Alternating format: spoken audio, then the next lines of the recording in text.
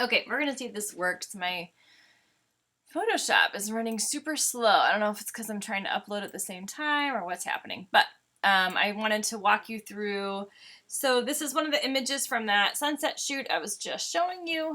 And once I get the colors and exposure and that kind of stuff how I want, then I bring it into Photoshop and I just do a little bit of touch-up work. So first thing I'm going to do is take this garbage can out in the corner because it's annoying to me. So I'm taking my clone stamp.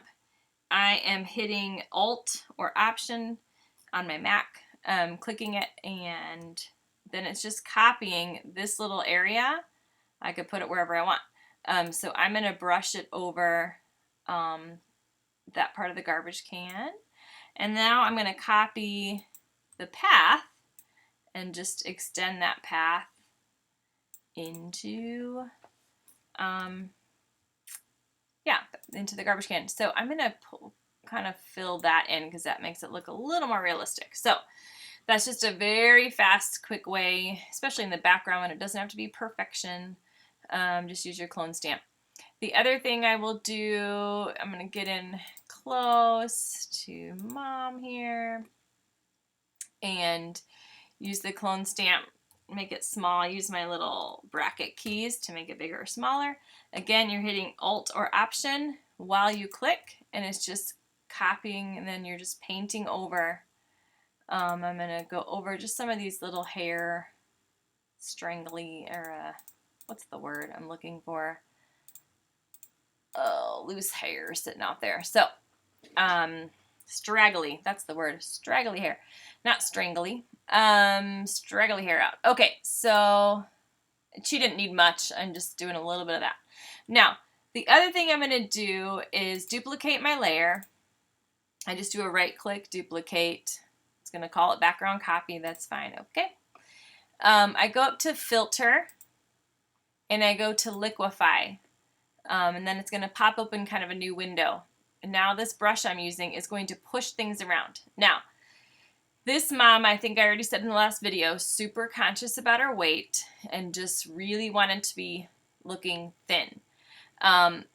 She is thin, so let's just start with that. But I also know she wants to feel really good about herself, and she is the person that is hiring me in this situation and will choose to rehire me. So anytime it's an easy 2-second fix to make somebody look even thinner than they are, I do that. Not everybody does that, and it's not every image.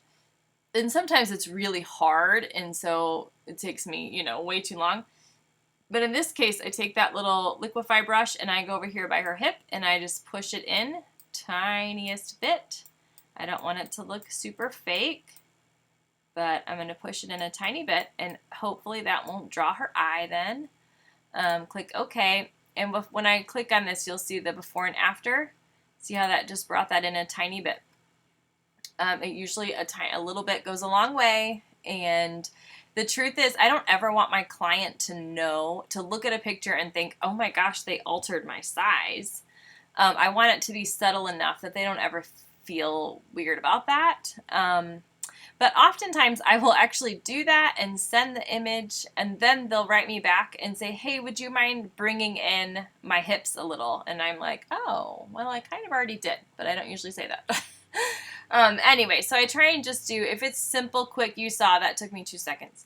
I will do that. So then I highlight those and flatten it.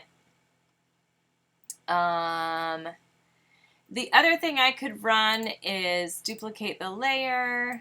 Again, go up here to filter, and I have portraiture, which is a separate program you have to buy. I think it's like $100. It's a one-time deal, and it's like a skin softening program. It works really well for newborns, but as you'll see, click. It takes a while to run it. I don't like portraiture over men or women or children most of the time because they start to look like plastic dolls. So I don't know if you're going to be able to see in the quality of video, but so I take my eraser and I erase it off of the men. I'm going to make sure my opacity is up here at 100. I erase it off of that. Make sure I erase it off of their arms and hands. But I usually leave it on the mom. I'm going to go in with a small brush and erase it off of her eyes so that they're still sharp, in her mouth, and the rest of it I will leave on her face. Again, I don't know if you're going to be able to tell in your video, but that just softens skin, evens the color of the skin, that kind of stuff. Okay, and then I'm going to hit save, and that should appear. Let's see, where was that? Having trouble with my, so generally what should happen is when you save it, it should then automatically appear back into your Lightroom catalog. If you did like a right click in here and say edit in Photoshop, it'll open up Photoshop, and then when you save it, it should save right back to this space. But for some reason, it's not. That's a different one that I did. But anyway, you can see in these two what that difference. I just took the garbage can out, brought in her hip a little bit, softened her skin a little bit, and actually then I did raise the exposure a tiny bit and just make that little subtle difference. So that's how I would edit one of these shots.